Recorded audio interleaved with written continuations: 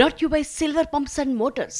Top quality और consistent performance के लिए सिर्फ सिल्वर पंप्स नाम याद रखना। ఈ మధ్య సెన్సార్ కష్టాలు అందరికీ కామన్ అయిపోయాయి.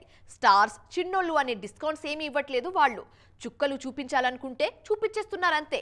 తాజాగా టైటిల్లోనే చుక్కల్ని పెట్టుకుని వస్తున్న అమీర్ ఖాన్ సితారే జమీన్ పర్కు ఇదే జరుగుతుంది. ఈ సినిమాకు సెన్సార్ కష్టాలు మొదలయ్యాయి. ఇంతకీ సితారేకు వచ్చిన సమస్యలేంటి? ఒకప్పుడు అమీర్ ఖాన్ సినిమా ఎప్పుడు విడుదలవుతుందా అని చూసేవాళ్లు ఆడియన్స్. కానీ ఇప్పుడు పూర్తయిన సినిమాను ఎలా విడుదల చేయాలో అర్థం కావట్లేదు ఆయనకు. టైం బ్యాడ్ అంటే ఇదేనేమో.